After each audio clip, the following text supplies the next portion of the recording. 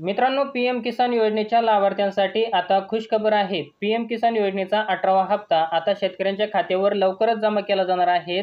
त्यासाठी आपल्याला काही बाबींची पूर्तता करायची आहे। तर मित्रांनो, आपल्याला आता पीएम किसान योजनेचा 18वा हप्ता कधी मिळणार आहे, तसेच आपल्याला कोणत्या बाबी पूर्ण करायच्या आहेत, तर याबद्दलची माहिती आपण या व्हिडिओमध्ये समजून घेणार आहोत। नमस्कार मित्रांनो, मी अनिल गोरे, एमएस मराठी संग्राम या यूट्यूब चॅनलवरती तुमचे सहर्ष स्वागत। तर मित्रांनो, पीएम किसान योजनेचा जो काही आपल्याला 17वा हप्ता मिळालेला आहे, तर हा हप्ता आपल्याला 18 जून 2024 रोजी मिळालेला आहे। तर याची माहिती सुद्धा पीएम किसान योजनेच्या अधिकृत पोर्टलवरती देण्यात आलेली आहे। आपण इथं पाहू शकता, पीएम किसान योजनेचा जो काही 17वा हप्ता आहे, तर हा आपल्याला 18 जून 2024 रोजी मिळालेला आहे।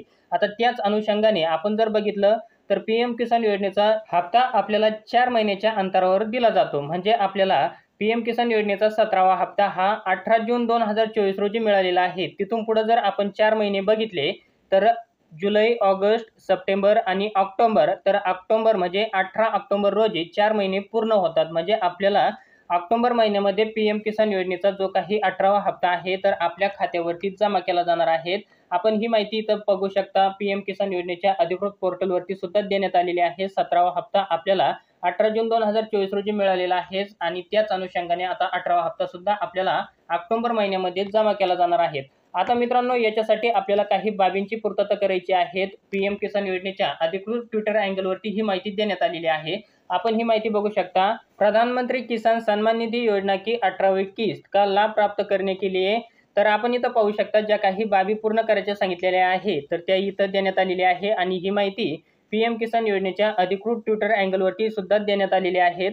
तर मित्रांनो, आपल्याला आता ज्या काही बाबी पूर्ण करायच्या आहेत, तर आपल्याला 3 बाबी पूर्ण करायच्या आहेत। पहिली आहे आपली ई-केवायसी। आता ई-केवायसी ज्या शेतकऱ्यांनी अजूनपर्यंत पीएम किसान योजनेची केलेली नाही, तर त्यांनी लवकरात लवकर आपली ई-केवायसी ही पूर्ण करायची आहे। त्यानंतर बँक खाते को आधार से लिंक करवाए। जर मित्रांनो आपलं बँक अकाउंट हे आधार कार्डला लिंक केलेलं नसेल, तर तुम्हाला लवकरात लवकर आधार कार्डला लिंक करायचं आहे।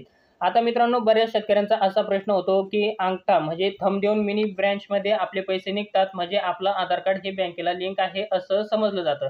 परंतु मित्रांनो, ते वेगळं आहे। आपल्याला आधार सीडिंग करायचं आहे, म्हणजे आपलं डीबीटीद्वारे जे पैसे आपल्या खात्यामध्ये पाठवले जातात, तर ते पैसे आपल्या खात्यामध्ये जमा करण्यासाठी आपल्याला आधार डीबीटी लिंक करायचं आहे, म्हणजे आधार सीडिंग करायचं आहे। आणि त्यानंतर भूमी रेकॉर्ड का सत्यापन करे। आता भूमी रेकॉर्ड का सत्यापन म्हणजे मित्रांनो, आपल्या कृषी विभागामध्ये किंवा तहसील ऑफिसमध्ये एक पीएम किसान कर्मचारी बसलेला असतो, तर त्या ठिकाणी जाऊन आपल्याला आपलं भूमी रेकॉर्ड हे सत्यापन करायचं आहे, म्हणजे आपला 7/12 जे काय आहे म्हणजे लँड रेकॉर्ड, तर ते आपल्याला तिथं ऍक्टिव्ह वगैरे करून घ्यायचं आहे, ते सीडिंग करायचं आहे।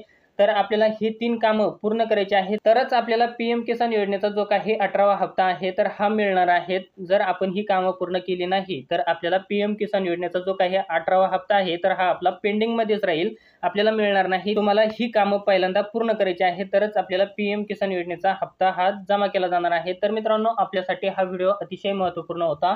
तुम्हाला जर हा व्हिडिओ आवडला असेल तर चॅनलला लाईक, शेअर, सबस्क्राईब नक्की करा। आपण असेच नवनवीन अपडेट हे घेऊन येत असतो। पुन्हा भेटूया अशाच एका नवीन व्हिडिओमध्ये। तोपर्यंत धन्यवाद मित्रांनो। जय हिंद, जय महाराष्ट्र।